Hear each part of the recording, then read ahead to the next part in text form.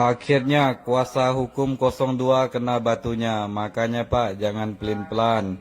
Jadi kenapa saya angkat tadi ya soal pernyataan Yusril ya, bahwa dia kan mengatakan bahwasanya putusan nomor 90 itu menurut Yusril ya itu cacat hukum yang serius ya, dan itu mengandung kata dia penyelundupan hukum ya.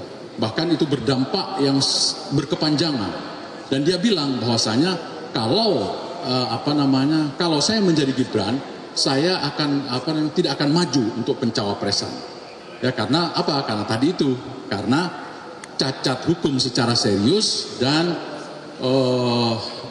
penyelundupan hukum ya. Nah, seorang lawyer itu kan dipegangkan kata-katanya, seorang pengacara itu tunduk kepada kode etik. Nah, kalau dia pagi bicara begini, sorenya bicara lain lagi, bahkan sekarang menjadi orang pembela Gibran yang mati-matian, itu kan suatu pertanyaan. Juga ketika dia ngomong, misalnya ketika dia ngomong bahwasanya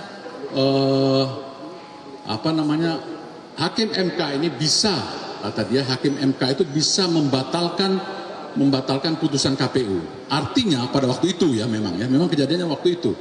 Artinya bahwa MK itu tidak hanya berwenang mengadili hasil, tetapi juga proses. Tapi kemudian dirubah oleh dia.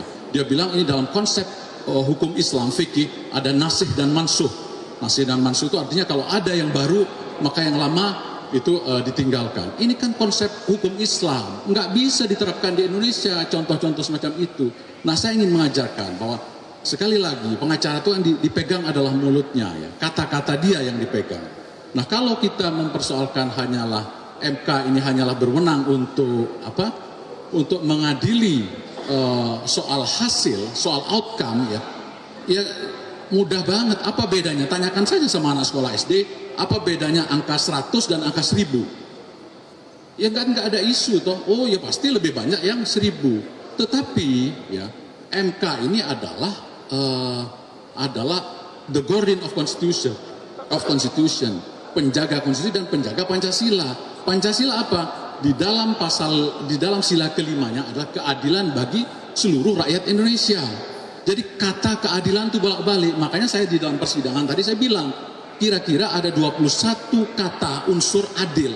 Jadi kata adil yang mengandung unsur adil itu ada 21 kata, 21 kali. Sementara hukum itu ada, kata hukum itu ada 18 kali.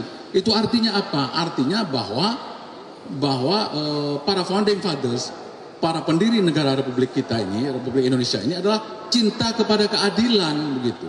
Dan saya katakan juga tadi bahwasanya di dalam Undang-Undang Dasar 45 yang rujukan utama kita ya, itu tidak ada kata kepastian hukum saja, tetapi kepastian hukum yang adil. Jadi di sini ini kita mencari keadilan begitu ya. Jadi itu makanya teman-teman dari pengacara dari 03 tadi selalu menekankan bahwa hakim MK itu harus mencari substantial justice, harus melakukan judicial activism.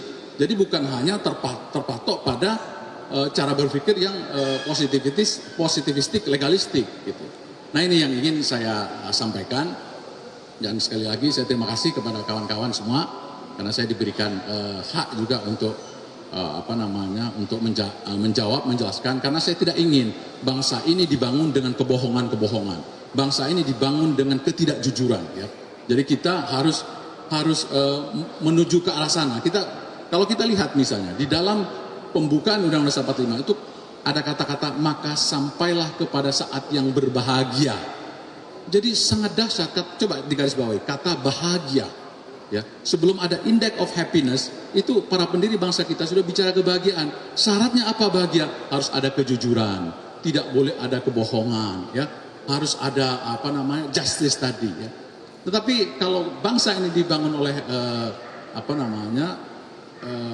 kebohongan, ketidakjujuran, kita tinggal menunggu bahwa kita akan tenggelam bersama-sama. Jadi kita ini sebagai pengingat ya, ibaratkan kita menaiki sebuah kapal, bidak kapal begitu, dan kemudian ada yang membolongi bidak kapal itu dan kita tidak cegah dan air kemudian masuk, maka semuanya akan tenggelam. Akhirnya kebusukan demi kebusukan terang benderang sekarang.